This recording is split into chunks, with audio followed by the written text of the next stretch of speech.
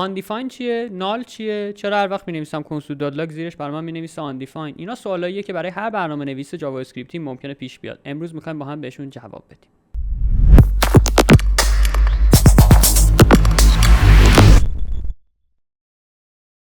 امروز می‌خوایم با هم به وبسایت Geek for Geeks بریم و یه سری توضیحات رو از روی داکیومنت بخونیم و یه سری آرتیکل بخونیم. خب این چیزیه که مرسومه، برنامه‌نویسا زیاد انجامش میدن و اگه تازه وارد هستین یه ذره این موضوع اگه براتون اذیت کننده هست باید بهش عادت بکنیم بچه‌ها. خب امروز می‌خوایم راجع به undefined و null صحبت بکنیم. اینایی که می‌بینید هایلایت شده خودم براتون هایلایت کردم و این قسمت‌های مهم‌ترش بود به نظر من. بریم اول بخونیم ببینیم اصلا منظورش از undefined و null چیه. گفته که تو جاوا اسکریپت جفت undefined و null برای ما معنا و مفهوم absence یا غایب بودن حالا یه مقدار رو به ما میرسونن. این حالت کلیه، یعنی مفهوم کلیشه. پس جفتشون به معنای nothing یا absence هن. nothing یعنی هیچی و absence یعنی غایب بودن. اما نکته که وجود داره اینه که خیلی تفاوت‌های عمده‌ای هم با هم دارن. اول بریم سراغ undefined. undefined مال زمانیه که شما یه variable یا متغیر رو دیکلیر کردی. دیکلیر یعنی چی؟ تعریفش کردی اما اینیشیالایزش نکردی. اینیشیالایز یعنی چی؟ ببین وقتی مثلا من می نویسم x مساوی 1 یعنی x من نوع دادهش نامبره، یا وقتی من مثلا می نویسم x مساوی string hello world، خب این به این معنیه که x من string، من دارم تایپش رو مشخص میکنم، پس دارم اینیشیالایزش میکنم، دارم تعریفش میکنم و دارم به صورت کامل مفهومش رو میرسونم. اما وقتی که من بیام اینجا به این مثال دقت کن، نوشتم let x، حالا تو این سایت نوشتم، من ننوشتم، نوشتم let x، اینجا آیا برای من اینیشیالایز شده؟ نه، ولی دیکلیر شده. یعنی چی؟ یعنی وریبل من ساخته شده اما نوع داده معلوم نیست، من اصلا نمیدونم مقدارش چیه، مقدار دهی نشده به اصطلاح. پس تو این حالت من اگر بگم console.log x به من میگه undefined. undefined یعنی چی؟ یعنی تعریف نشده. پس چه زمانی به ما undefined؟ یکی از حالتاش اینه که من x رو به صورت کامل تعریف نکردم، مقدار دهی نکردم، پس نوع دادش معلوم نیست. اگه الان من بپرسم تایپ of x چیه، اونم باز دوباره میگه undefined، به خاطر اینکه معلوم نیست تایپش چیه. حالا پس این یه حالتش بود. اما حالت بعدی چی نوشته؟ نوشته وقتی فانکشن من چیزی رو بر نمیگردونه، ریترن نمیکنه. این یعنی چی؟ این الان فانکشن من وقتی این فانکشن رو بسازم و صدا بزنم خود فانکشنم رو، آیا چیزی بر میگردونه؟ نه، چیزی رو بر نمیگردونه. به خاطر همین یعنی اینجا به اصطلاح این وسط ریترن استیتمنتی ما نداریم، یعنی من چیزی رو اینجا بر نمیگردونم. به خاطر همین به من میگه باز دوباره undefined. رو آبجکت هم اگر آبجکتی که من اینجا دارم موقع صدا زدنش یه پراپرتی رو صدا بزنم که وجود خارجی نداره، باز دوباره undefined. حالا اینا حالتهای عادیه. بریم نالم با هم آشنا بشیم، بعد الان یه سری مثال درستایی براتون میذارم قشنگ دستتون میاد داستان چیه. حالا پس این undefined اولا که غیر عمدیه اکثر وقتا، یعنی من میام مثلا یه چیزی رو تعریف کنم غیر عمدی بهش مقدار نمیدم. اما نال عمدن من مقدار رو میخوام نال بذارم. برای اینکه این موضوع رو یه ذره بهتر درک بکنی یه مثال میزنم. ببین فرض کن بریم اینجا من یه مثال برات بزنم. فرض کن امروز سه‌شنبه است. خب من مثلا فرض کن که پارتنرم بهم گفته هر روز هر کتابی میخونی برای من بنویس که مثلا چه کتابی خوندی. من میگم اوکی. ماندی که مثلا دیروز بوده باشه من اتمیک هابیتس رو خوندم. اوکی. تیوزدی که امروز باشه من هیچی نخوندم و میخوام هم بنویسم که هیچی نخوندم. خالی اگه بذارم، مثلا فرض کن اگه این یه چک باکسی باشه، من اگه اینو خالی بذارم پارتنرم فکر میکنه من یادم رفته که اینو پرش کنم. نه، من میخوام بدونه من اینو پر کردم که من امروز هیچی نخوندم، مثلا یه ضرب در میزنم توش تو اون چک باکس. اوکی.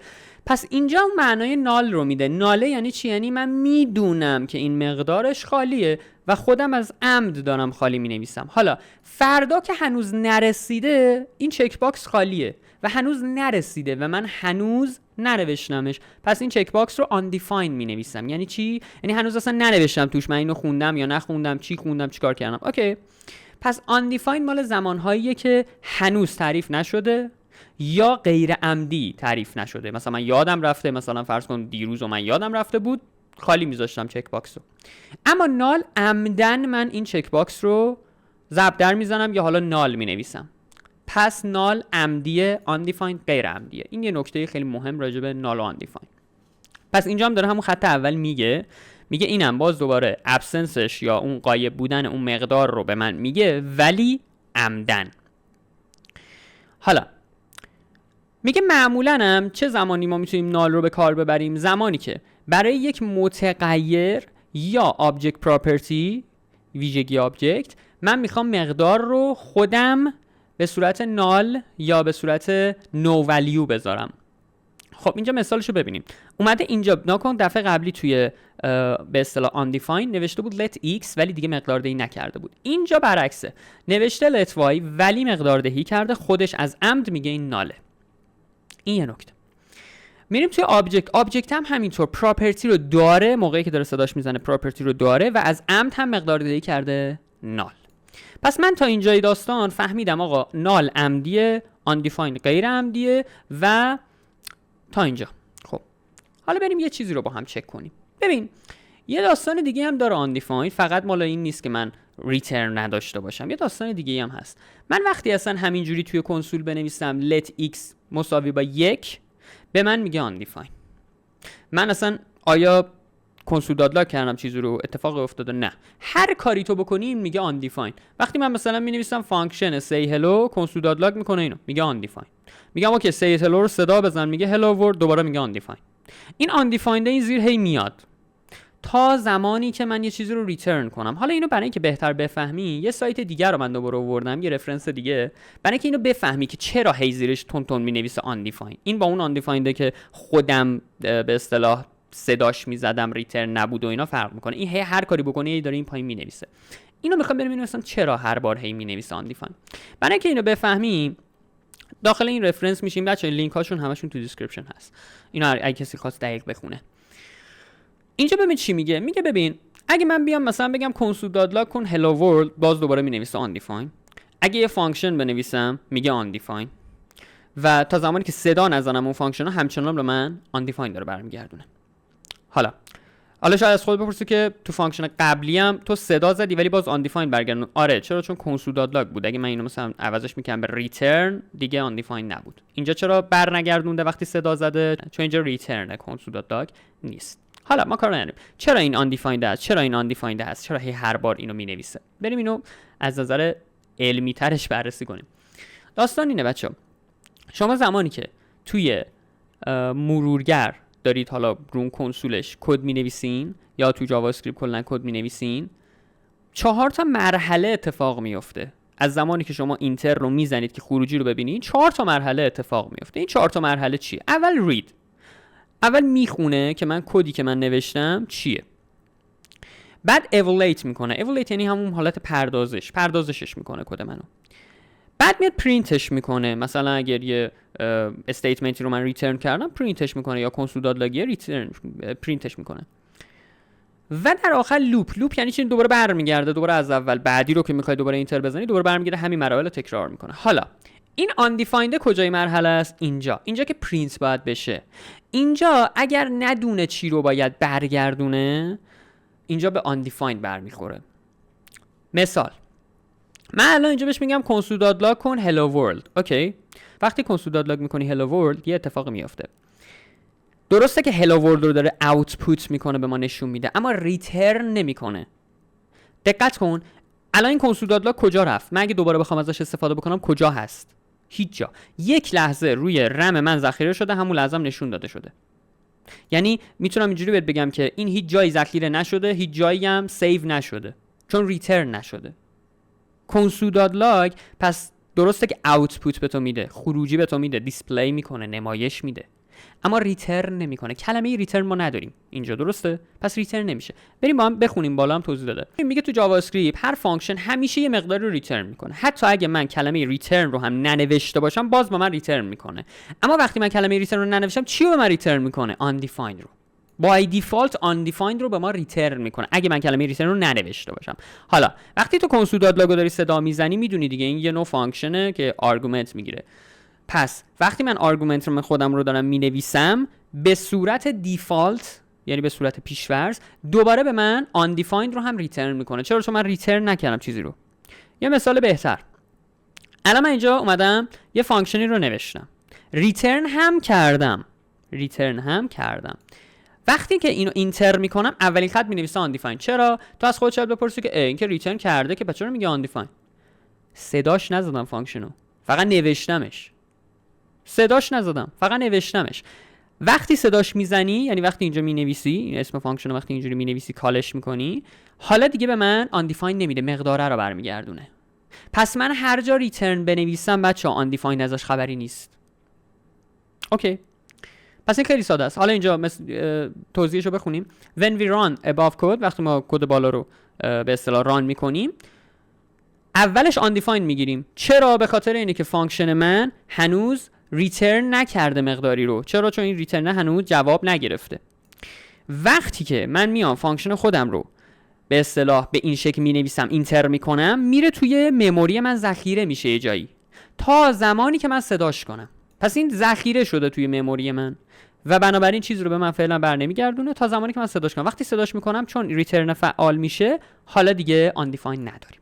پس این از این داستان. حالا یه نکته مهمتر، چرا پس وقتی من عددا رو مینویسم، چرا اونجا دیگه مثلا undefined به من نمیده؟ اینجا مثلا من نوشتم 2 به علاوه 3 ضرب در 4. نکته‌ای که وجود داره اینه، خودش به صورت اتوماتیک وقتی چند تا عدد دارن با هم دیگه ضرب و تقسیم میشن یا داره اتفاقی براشون میفته، خودش به صورت اتوماتیک میاد برای من اونا رو به صورت یه ولیو در نظر میگیره و اون رو ریترن میکنه. اوکی، به خاطر همین undefined نمیشه. و اینم از این موضوع. پس این که هی پشت هم undefined میاد، این به خاطر اینه که من چیزی رو ریترن نکردم. این مقالهشو کامل کسی خواست بره بخونه، حتما بهش سری بزنه. خب اینم پس تا اینجای داستان. حالا بیایم پایین‌تر یه موضوع دیگر هم بررسی کنیم. آقا نال با undefined وقتی توی عملگر مقایسه‌ای قرار میگیره میگه trueه، اما وقتی تایپشون رو بررسی میکنه میگه فالسه. این چرا اینطوریه؟ این دوتا چرا با هم برابر نیست تو این حالت؟ خب بیایم حالا اینجا بررسی کنیم چرا این دوتا با هم برابر نیستن. اگه دوتا مساوی باشه تو عملگرای مقایسه‌ای من، بولیانشون رو چک میکنه، یعنی ترو فالس خودش رو چک میکنه. اگر 3 تا باشه تایپش رو بررسی میکنه. حالا بولیان 23 اینجا میریم چک میکنیم، میگه تروه. بولیان استرینگش ترو بود، بولیان نامبرش هم تروه. پس اگه من بگم عملگر مقایسه 2 تا رو بذار که یعنی از نوع بولیان بررسیشون بکنی، چون 2 تاشون تروان پس تروه دیگه، با هم برابرن. اما اگه 3 تا عملگر مقایسه ای بذارم، 3 تا ایکول بذارم، اینجا دیگه از نظر تایپ هم چکش میکنه و چون تایپشون یکی نیست به من میگه فالس. حالا چرا تایپش یکی نیست؟ تایپ ها و 23 نامبره، تایپ ها و این یکی 23 استرینگ، پس یکی نیست، پس میشه فالس. حالا من اینو چرا مثال زدم؟ میخوایم حالا اینجا undefined و نال با هم بررسی بکنیم. اینا خروجی بگیرم. بولیان نال فالسه، بولیان undefined هم فالسه، پس دوتاشون فالسن. من اگه دوتاشون رو با هم بررسی کنم پس با هم برابرن، میشه true. اما اگر رو 3 تا مساوی بررسی کنم چی؟ میگه فالس. چرا؟ تایپ هاوشو بریم بررسی کنیم. تایپ ها و نال آبجکته، تایپ ها و undefined خدا undefined. حالا یه سوالی وسط به وجود میاد. اولا که چرا تایپ ها و نال آبجکته؟ چرا آبجکته؟ دوم چرا پس این دوتا الان با هم دیگه تفاوت داشتن و فالس شد برابریشون؟ خب چون این تایپ هاوش undefined، این تایپ هاوش آبجکت. اما سوال مهم، نال پس با empty string یکیه؟ نه، empty string خود string. اما این چرا آبجکته؟ این وسط این یکی چرا آبجکته؟ نال چرا آبجکته؟ این سوال خیلی باحالیه. ببین برمیگرده به پیدایش خود جاوا اسکریپت. خب تو پیدایش جاوا اسکریپت اینا زمانی که داشتن تایپ ها رو می نوشتن، یه اینجور چیزی فرض کن مثلا هر عددی که تو می نوشتی یا هر داده‌ای که وارد می کردی یه چند تا صفر اینطوری بوده، 0 و 1 بوده، باینری بوده. خب فرض کن 3 تا بیت آخر این 3 تای آخر تعیین می کرده تایپشو. حالا اینا براش اومده بودن چی نوشته بودن؟ نوشته بودن که آقا تو آبجکت 3 تا بیت آخر باید 0 باشه. اگه 3 تا بیت آخر 0 بود تایپ اون داده آبجکت. اگه 0 10 بود دابله، اگه 11 0 بود بولیان، اگه 1 بود نامبره. حالا ناله رو که اومدن نوشتن، ناله همش 0. 3 تا بیت آخر چی شد؟ 3 تا بیت آخر شد 0، پس میشه آبجکت. این یه جورایی میشه گفت یه باگه. اوکی، و این مربوط به اصطلاح خود جاوا اسکریپت و پیدایششه. بعضی موقع ما جاوا اسکریپت رو میگیم اونجوری که ما میخوایم قابل انتظار ما پیش نمیره و این یکی از همون موارده. پس دلیلش اینه بچه‌ها، اگر مثلا این نفر پرسید آقا این چرا آبجکته، چون 3 تا بیت آخرش 0 بوده، اینو آبجکت در نظر گرفته. چرا با هم برابر نیستن؟ چون این از نوع آبجکت، این از نوع undefined. حالا یه نکته اینجا یاد گرفتی. پس undefined فقط یه value نیست. undefined یه نوع داده هم هست. اینو ببین تو خود اون آرتیکلی که برات آورده بودم هم نوشته این نکته رو. اینجا من مشخصش کردم. پایین تر بود. اینجا رو ببین. is undefined a type or a value. میگه undefined یه نوع داده است یا یک مقداره. میگه دوتاشه. هم یه primitive data type هم یه value. پس هر دوتاشه، یعنی یه نوع داده هم هست undefined. خب اینجا هم حالا میگه که از روی اون عملگرای مقایسه اینا چجوری با هم کار میکنن تو اون حالت 3 تا مساوی. این چجوریه؟ میگه که ببین روی به اصطلاح 2 تا مساوی، دوتاشون با هم برابرن، با هم برابر عمل میکنن. اما تو 3 تا مساوی به دلیل اینکه نال رو ما 0 در نظر میگیریم و undefined رو NaN یا not a number در نظر میگیریم، این دوتا با هم برابر نیستن. پس ببین دو تا ما فکت پیدا کردیم که چرا این دوتا با هم برابر نیستن. یکی بحث تایپشون بود، یکی این یه نظر دیگه داره، میگه که ببین من نمیگم این آبجکت این undefined، من میگم این undefined برابر NaN، این ناله برابر 0. اوکی، پس این دوتا با هم برابر نیستن. اینم حالا نظری بود که این آرتیکل داشت. پس این دوتا رو ما میتونیم به عنوان جواب داشته باشیم برای خودمون. من امیدوارم که الان دیگه براتون کامل بچه جا افتاده باشه. پس هر جایی من خواستم از به اصطلاح داده ای استفاده بکنم که مقدار دهیش رو میخواستم از عمد خالی بذارم، نال باید بذارم. اگر نه فعلا هنوز مقدار دهی نمیخوام بکنم ولی میخوام اون وریبلم رو بسازم، به اصطلاح اونجا فقط وریبل رو میسازم دیگه، مقدار دهی نمیکنم، خودش undefined در نظر میگیره. و اون undefined هایی هم که هی تون تون زیر کنسول داد لاگامون میاد، جوابش رو پیدا کردیم. علتش چی بود؟ این بود که زمانی که من یک مقداری رو ریترن نکنم اون به صورت دیفالت به من undefined رو ریترن میکنه. اینم پس جواب این موضوع. این آرتیکل هم کسی حالا اگه خواست بخونه داخل دیسکریپشن براتون میذارم، دقیق اینا رو میتونید بخونید کامل. و من امیدوارم که این ویدیو براتون مفید بوده باشه و الان دیگه تفاوت undefined و نال کاملا براتون مشخص و واضح بوده باشه.